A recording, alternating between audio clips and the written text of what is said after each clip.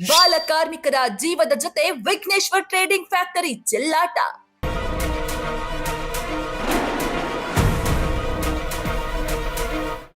Century TV ರಹಸ್ಯ ಕಾರ್ಯಾಚರಣೆಯಲ್ಲಿ ಬಯಲಾಯಿತು ಮೋಸದಾಟ.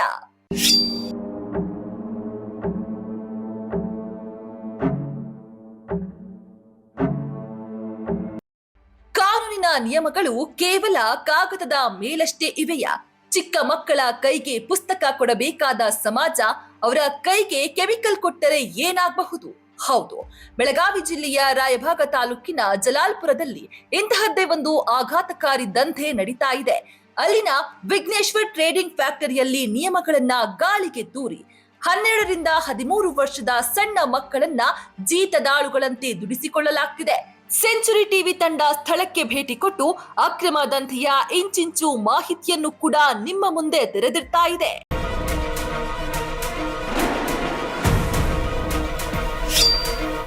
ಜಲಾಲ್ಪುರದ Vigneshwar trading ಫ್ಯಾಕ್ಟರಿಯಲ್ಲಿ ಅಪಾಯಕಾರಿ ಸನ್ನಿವೇಶದ ಬಾಲ ಕಾರ್ಮಿಕರನ್ನ ದುಡಿಸಿಕೊಳ್ಳಲಾಗ್ತಿದೆ ಎಂಬ ಖಚಿತ ಮಾಹಿತಿಯ ಮೇರೆಗೆ ಸೆಂಚುರಿ ಟಿವಿ ತಂಡ ರಿಯಾಲಿಟಿ ಚೆಕ್ಗೆ ಇಳಿದಿತ್ತು. ನಮ್ಮ ತಂಡ ಫ್ಯಾಕ್ಟರಿಗೆ ಕಾಲಿಡ್ತಾ ಇದ್ದಂತೆಯೇ ಅಲ್ಲಿ ಕಣ್ಣಿಗೆ ಬಿದ್ದ ದೃಶ್ಯ ನಿಜಕ್ಕೂ ಕೂಡ ಎದೆ ನಡುಗಿಸುವಂತಿತ್ತು. ಆಟ ಆಡಬೇಕಾದ ವಯಸ್ಸಿನಲ್ಲಿ 12 ರಿಂದ 13 ವರ್ಷದ ಅಮಾಯಕ ಮಕ್ಕಳು ಕೆಮಿಕಲ್ ಮಿಶ್ರಣಗಳ ಜೊತೆ ಅಪಾಯಕಾರಿ ಕೆಲಸ ಮಾಡ್ತಿದ್ರು. ಆದ್ರೆ ಸೆಂಚುರಿ ಟಿವಿ ತಂಡವನ್ನ ನೋಡ್ತಾ ಇದ್ದಂತೆಯೇ ಅಲ್ಲಿದ್ದ ಬಾಲ ಕಾರ್ಮಿಕರೆಲ್ಲ ಭಯದಿಂದ ದಿಕ್ಕಾಪಾಲಾಗಿ ಓಡಿ ಹೋಗಿದ್ದಾರೆ. ಈ ಎಲ್ಲಾ ದೃಶ್ಯಗಳು ಈಗ ಸೆಂಚುರಿ ಟಿವಿಯ ರಹಸ್ಯ ಕ್ಯಾಮೆರಾದಲ್ಲಿ ಸೆರೆಯಾಗಿವೆ. ಚಿಕ್ಕ ಮಕ್ಕಳನ್ನ ಈ ರೀತಿ ಅಪಾಯಕಾರಿ ಸನ್ನಿವೇಶದಲ್ಲಿ ಇಟ್ಕೊಳ್ಳೋದು ಕಾನೂನು ಬಾಹಿರ.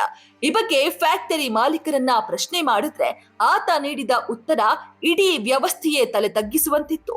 ಈ ವಿಚಾರ ಅಧಿಕಾರಿಗಳಿಗೂ ಕೂಡ ಗೊತ್ತು. ಅವರೇ ನಮ್ಮಿಂದ ಪ್ರತಿ ತಿಂಗಳು 2,000-3,000 ರೂಪಾಯಿ ಲಂಚ ಪಡೆದು ಸುಮ್ಮನಿದ್ದಾರೆ. ಅಧಿಕಾರಿಗಳ ಅನುಮತಿಯ ಮೇರೆಗೆ ಇದೆಲ್ಲ ನಡೀತಾ ಇದೆಯಂತ ಮಾಲೀಕ ಕ್ಯಾಮೆರಾ ಮುಂದೆಯೇ ಉಡಾಫಿಯಿಂದ ಒಪ್ಪಿಕೊಂಡಿದ್ದಾನೆ. ಚೆಕ್ ಮಾಡೋದ ಸುಮ್ಕ ಏನಿಲ್ದ ನಮಗ್ ರೊಕ್ಕ ಕೊಟ್ರ ಪುಕ್ಸೆಟ್ ಹೋತಾರ ಅವ್ರ. ಈಗ ಬಂದ್ ಬಾಕ್ 2,000 ರೂಪಾಯಿ ಕೊಟ್ರಿ ಏನು ಮಾತಾಡಂಗಿಲ್ರಿ, ಗಪ್ ಹೋಗಿ ಬಿಡೋದ್ರಿ. ರೊಕ್ಕ ಕೊಡ್ಲಿಲ್ಲಕಂದ್ರ ನಿಮ್ಮಂತವ್ರ ಕರ್ಕೊಂಡ್ ಬರೋದ್ರಿ, ಪೊಲೀಸ್ ಸ್ಟೇಷನ್ ದವ್ರ ಕರ್ಕೊಂಡ್ ಬರೋದ, ಎಲ್ಲಾರು ಕರ್ಕೊಂಡ್ ಬರೋದ.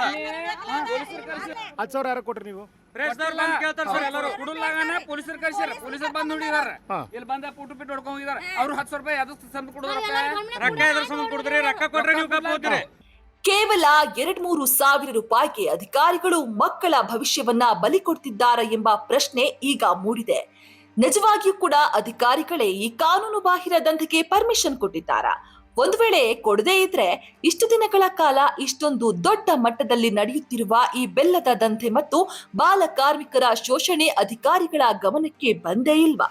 ಮಕ್ಕಳನ್ನ ಜೀತದಾಳುಗಳನ್ನಾಗಿ ಮಾಡಿಕೊಂಡು ಬೆಲ್ಲ ತಯಾರಿಕೆಗೆ ವಿಷಕಾರಿ ಕೆಮಿಕಲ್ ಬಳಸುತ್ತಿರುವ ವಿಘ್ನೇಶ್ವರ ಟ್ರೇಡಿಂಗ್ ಫ್ಯಾಕ್ಟರಿಯ ಮಾಲೀಕನಿಗೆ ಕಠಿಣ ಶಿಕ್ಷೆ ಆಗಲೇಬೇಕು.